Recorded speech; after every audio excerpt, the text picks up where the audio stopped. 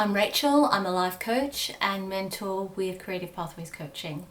The website is down below in the description. So there's a lot I'd like to cover in this video today. And if you haven't already, please subscribe down below. And while you're down there, please like. It helps to support my channel. And please stick around to the end of the video.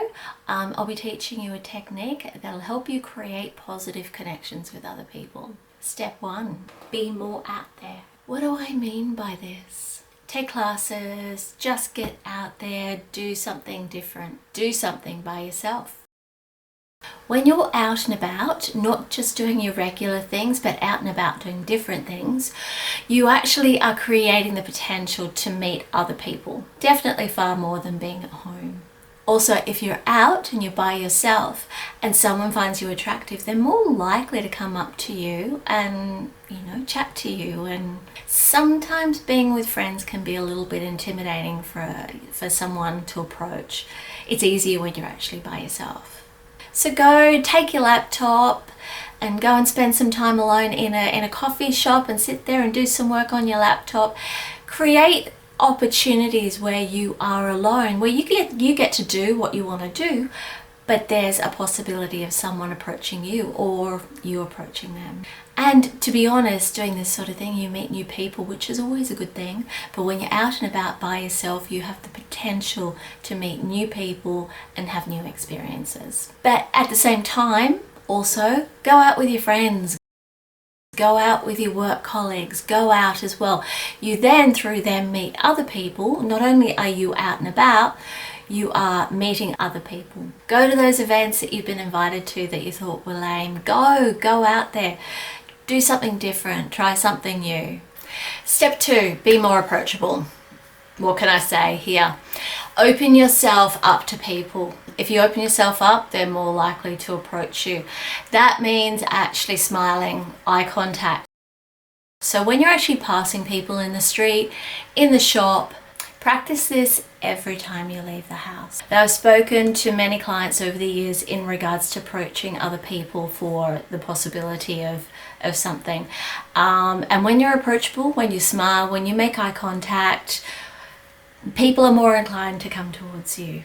So it's really about acknowledging other people's presence and how important it is to acknowledge other people's presence. Also as well, if you come off as unapproachable, it's one of the things I've noticed in my own life, and certainly if our clients as well notice this, you're more likely to attract arrogant people. So if you're someone who has a habit of attracting people who are arrogant, you possibly need to look at how approachable you are. The only people who are approaching you are the ones that see you as a challenge, if you know what I mean.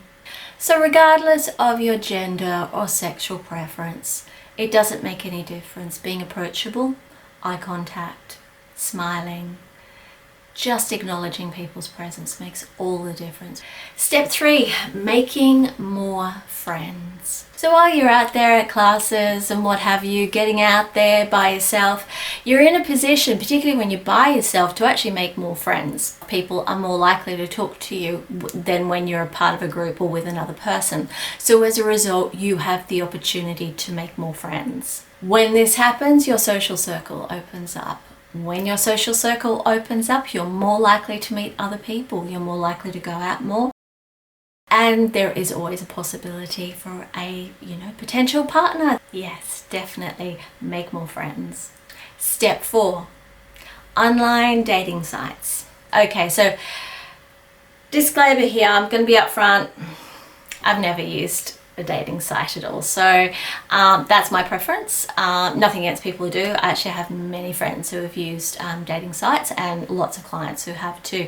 And the thing I've noticed when talking to people about it is there's what they would consider to be pros and cons. So some good experiences and some sometimes not so great experiences. So one of the things, if you are interested in a relationship, and what I've been told here, if you're interested in a relationship, my suggestion if you're going to use dating sites is don't use the free ones.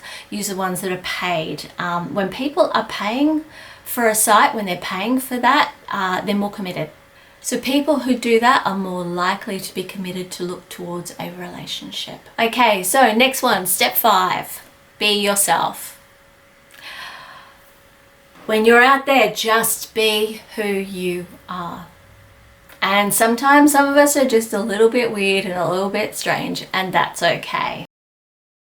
Because they may like you while you're being fake, but eventually they're going to get to know you. So then they'll know the real person. So whether it's good or bad or what have you. So be yourself. Dress as you would usually dress. People tend to notice when you're fake. They tend to pick up on fakeness pretty quickly. Also as well, human beings tend to respond positively to people who are comfortable in their own skin. So if you're a girl and you don't usually wear Instagram makeup, don't. Really don't. You know, if you only wear minimal or even no makeup, that's what you do.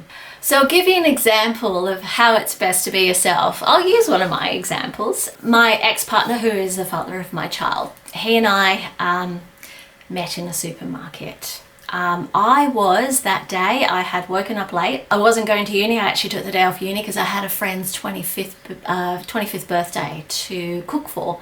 So I got out of bed late. Someone was in the shower, so I quickly threw on some clothes. I don't even think I brushed my hair. I certainly didn't have makeup on. And I went straight to the supermarket. I definitely still half asleep. And I was just shopping around, just getting all the ingredients I needed. I wasn't thinking about much else other than that. And so yes, my now ex-partner, got in the way of my trolley, which I now know he did on purpose, and gave me his phone number.